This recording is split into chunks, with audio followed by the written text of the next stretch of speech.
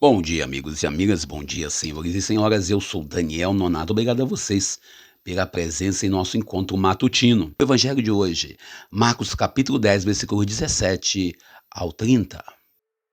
Recordando a todos e a todas que esse domingo estamos lendo as leituras Sabedoria, capítulo 7, versículo 7 ao 11, não é isso? 16, eu acho que é 11.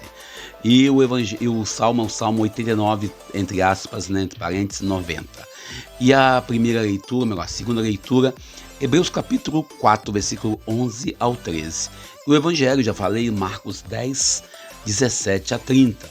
A gente semana tivemos aí o Prêmio Nobel da Paz para a comunidade dos jornalistas, né? Para quem trabalha em comunicação, foi uma grande honra mostrar o trabalho da imprensa como construtora da paz. Também ontem eu estava lendo no G1 para nós depois, falando sobre o Sínodo Mundial, né? O sínodo que a igreja está realizando, inclusive que o Papa quer ouvir a todos, né? O Papa precisa ouvir a todos e ele está pedindo para todos participarem. Teve um momento da escuta, inclusive eu também participei como Conselho Nacional do Laicato, Regional Leste 1, e a gente ouviu claramente a ideia de uma igreja mais democrática, mais fraterna, querendo romper aí esse modelo de igreja, vamos dizer assim, no sentido que existe uma elite que tem toda a autoridade, todo o poder. Mas vamos para o evangelho de hoje. A liturgia de hoje, não vou entrar hoje no campo da política, né? O pessoal está um pouco lamentando e não vou entrar, embora eu tenha aqui para dizer, já fez 30 dias em que o Bolsonaro assinou uma carta de rendição, uma carta pedindo perdão por tudo que ele tinha feito de errado no dia 7. Alguém me falou que ele seria responsável, essa carta, da liberação do Daniel Silveira, também a liberação do Bob Jefferson, como Roberto Jefferson, e também a parar a perseguição ao Corisco, melhor, ao Zé Trovão. Mas acabou que 30 dias já aconteceu e ontem teve mais um aumento da gasolina. Mas deixamos isso de lado, vamos para a liturgia de hoje. A liturgia de hoje, 28º domingo, tempo comum, nos convida a refletir sobre a escolha que fazemos, sobre como que nós temos que se recordar sobre a nossa opção, sobre que nem tudo que reluz é ouro, nem tudo que brilha pode ser considerado joia preciosa. Por vezes é preciso renunciar a certos valores, certas práticas humanas, se quisermos de fato conseguir a verdadeira joia que é a vida eterna. O que é preciso para alcançar a vida eterna? É a pergunta que o jovem faz a Jesus. É interessante que esse evangelho entra bem assim em comunhão com Lucas 10, 25, quando nós temos o encontro aí no caso do samaritano que socorre o povo, né? Socorre um homem caído, assaltado. Já certamente trata-se uma questão muito inquieta a todos os cristãos que certamente já puseram os seus próprios interesses à parte para atender alguém. As outras pessoas que perguntam quem é o próximo, ou melhor, o que fazer para ser perfeito? Jesus responde que para ser perfeito se faz necessário, de fato, viver para o reino de Deus. É preciso, antes de mais nada, estar na comunhão plena, vivendo o evangelho através dos mandamentos.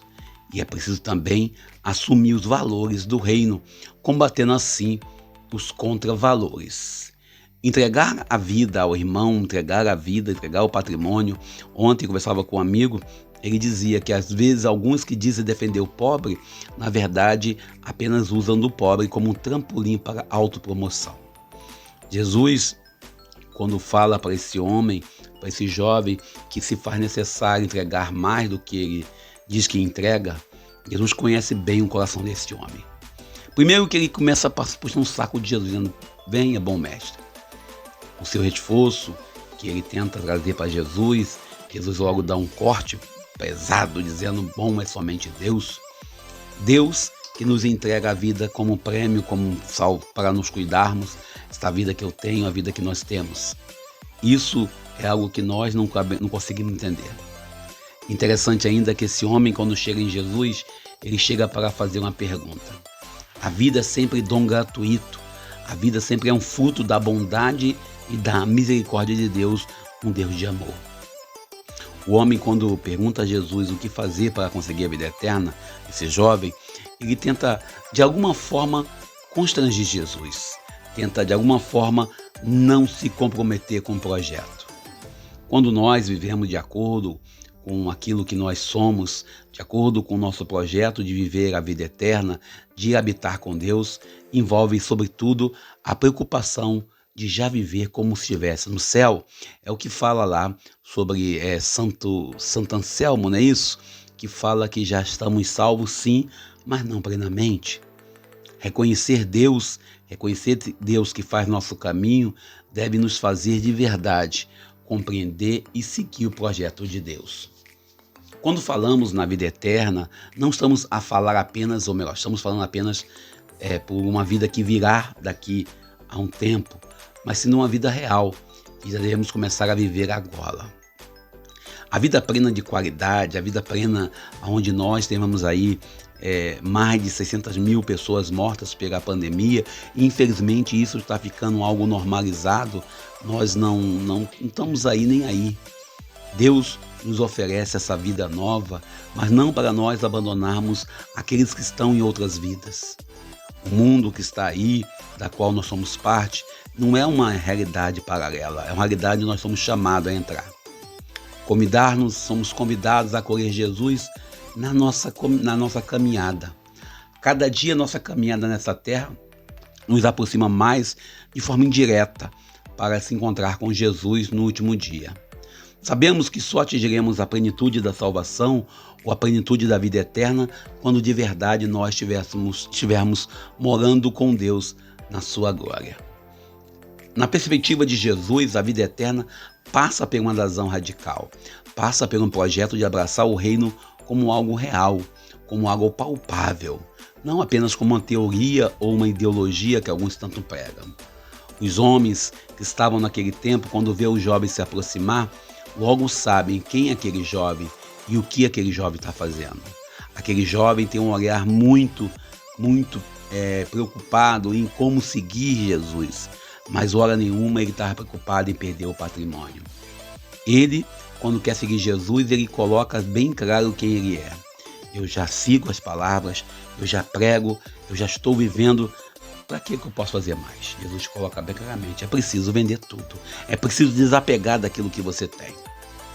Alguns pregadores, alguns padres, alguns pastores, alguns bispos, alguns diáconos, até alguns leigos, fazem desse espaço na rede social um espaço para a autopromoção, para a divulgação da própria imagem, não do Evangelho.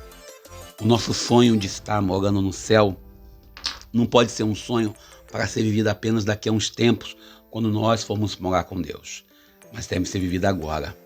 Nós, cristãos, sabemos contudo que os bens deste mundo, muitas das vezes, pode ser uma âncora que nos arrasta para baixo.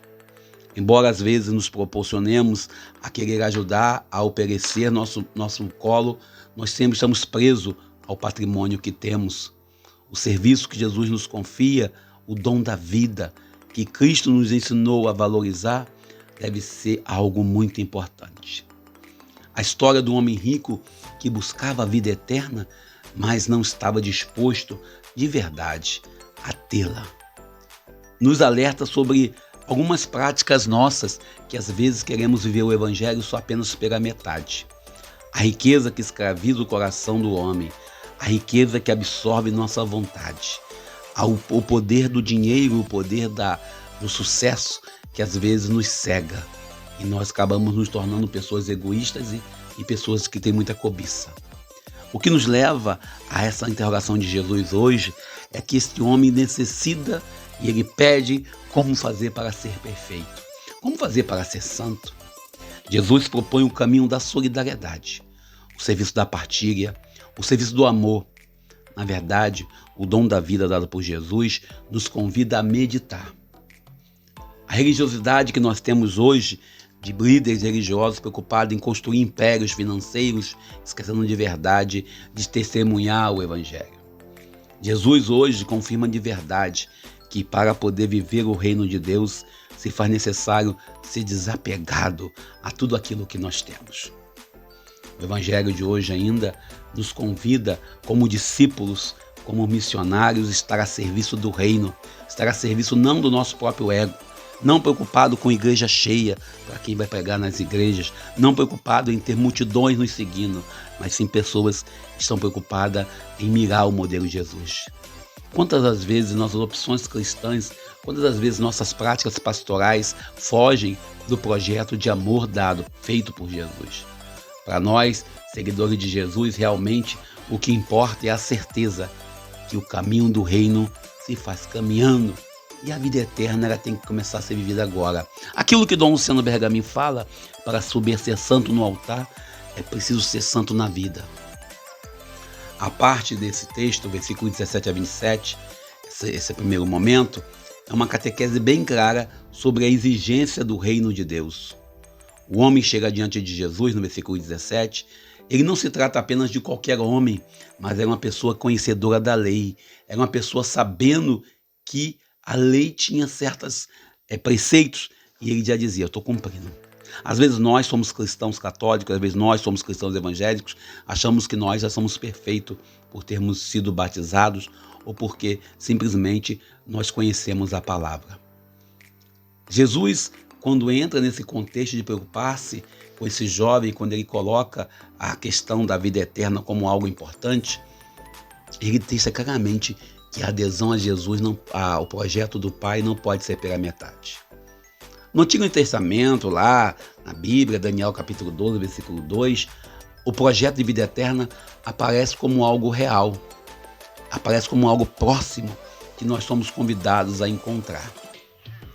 Jesus, nesse texto de hoje, traz para nós uma meditação claramente. A sua primeira proposta, a primeira resposta, Jesus dá a esse jovem, ele remete bem os mandamentos da Torá, dos 5 primeiros livros da Bíblia cristã. Não mateis, não cometa adultério, não roube, não levante falso testemunho, não cometa fraude. Honre teu pai e tua mãe. Lá no versículo 19. Bom, a catequese que Jesus dá hoje é uma catequese que envolve, sobretudo, a opção real pelo Pai de Jesus. Quem vivesse de acordo com o mandamento da lei estava salvo, no sentido na fé judaica. Mas para viver e ter parte com Deus, se faz necessário você encontrá-lo e abraçá-lo na figura do irmão que está caído. Viver de acordo com a proposta de Deus, que acolhe a todos, que abraça a todos. Jesus explica ao homem que ele tem que de fato ser desapegado daquilo que ele tem. O homem explica, porém, que desde sempre sua vida sempre foi um eco da boa nova do reino. Uma afirmação segura e serena do próprio Jesus. Não contesta o homem, mas ele fala, eu não quero saber. Se querem ser perfeito, venda tudo. O homem não é um hipócrita, mas um homem de fé, um cristão, um homem que preocupado com o reino de Deus. O homem não é um hipócrita, mas ele se preocupa e ele se prende aos seus valores. Não há aqui da parte dessa pessoa que não tem nome, nenhum sinal de orgulho de autossuficiência. Mas ele sai triste, algum outro texto fala disso, porque ele vê que não está de acordo com o projeto de Jesus. A sua procura, a sua busca da definição da verdade, a sua busca da definição daquilo que ele quer viver, envolve, sobretudo, uma negativa do projeto de Deus. Esse povo que está nesse patamar e buscar a santidade são pessoas que, de fato, muitas das vezes dão testemunho de amor. Fundamental para nós cristãos que estamos assumindo o projeto de Jesus, através da palavra dele, é nos colocarmos a caminho. O versículo 21, ele deixa bem claro que esse homem fazia a vontade. Marcos, o evangelista do evangelho de hoje, Marcos 10, versículos 17 ao 30, traz para nós que o homem que fala nessa cena é um homem piedoso, que observava a lei, mas não tem coragem de renunciar às suas inseguranças ou à sua segurança. O homem que vive esse contexto, a sua incapacidade de assumir a lógica do dom da partilha, a sua incapacidade de reconhecer que é preciso se entregar, é preciso de verdade testemunhar. A história do homem rico hoje, ou do jovem rico, como uns preferem, não está disposta a entregar a comunidade do reino pois ele está preocupado em ser individualista. E nesse século nós vivemos cada vez mais a individualidade. Na entrega da própria vida, Jesus entrega tudo o que tem, até sua veste tirada. Esse homem, por exemplo, ele se omite, ele se esconde, porque ele não sabe o que dizer. O caminho do reino de Deus é um caminho tortuoso. Por isso, quando Pedro fala, nós deixamos tudo para te seguir, Jesus te deixa bem claro, você vai ter todas as recompensas, todas as bênçãos, mas também vai receber as perseguições por causa desse reino. É mais fácil passar um camelo pelo fundo da agulha do que um rico entrar no céu. Uma das falas de Jesus que nos deixa assim muito tomado. É mais fácil passar um camelo no fundo da agulha do que o rico entrar no céu. Versículo 25 de hoje. A gente, quando pensa na agulha, a gente pensa sempre na agulha de costurar, a gente sempre pensa na agulha, mas não é qualquer agulha. É a entrada da cidade, onde o camelo, para passar, ele tinha que se desfazer de toda a sua carga, todo o seu peso. O bem desse mundo impõe, às vezes, nós, cristãos, e até mesmo aos líderes religiosos, a necessidade de lutar e de preservar. Muitas das vezes nós estamos nem aí. O cristão não pode fechar a escravidão. O cristão não está preocupado com o patrimônio. O discípulo que quer integrar a comunidade do reino de Jesus, do reino de Deus Pai, tem que radicalmente estar aberto à doação, à entrega e à partilha. O evangelista Marcos, nesse evangelho, nos propõe depois uma reação muito interessante. Então, ele coloca claramente a pergunta número 2, e quem então pode salvar-se? Em resposta, Jesus pronuncia as palavras de conforto, vendo Deus como um ser incomparável, maior e melhor do que nós em tudo.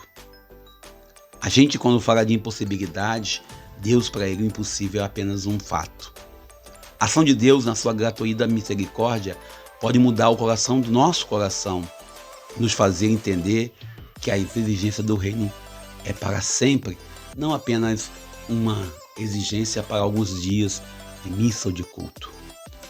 Na segunda parte desse texto, versículo 28 ao 30, os discípulos, pela voz de Pedro, recordam que Jesus devia deixar, com quem deixaram tudo para segui-lo. É quase que uma chantagem. O evangelho de hoje, Pedro deixa isso, Jesus é bem claro que vai recompensa, mas vai ter também as perseguições. O discípulo de Jesus não escolheu a pobreza porque a pobreza tem em si uma coisa boa. Nem deixa as pessoas que amam pelo gosto de deixá-la.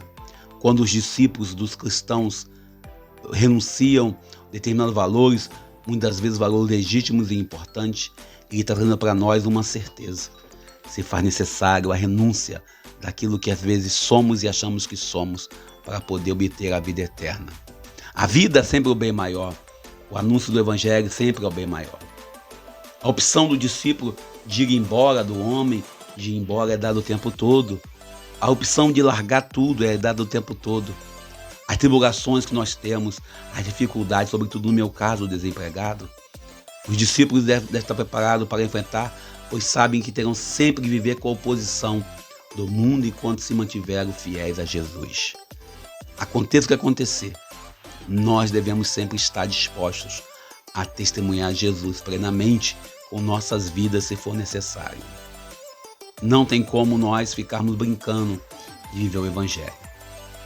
Jesus, que continua a caminhada rumo a Jerusalém, hoje, com essas interrogações todas, ele explica claramente que a salvação acontece a partir do momento em que nós nos abrimos para a totalidade do projeto de Jesus. E não nós devemos nos abrir para poder viver essa totalidade.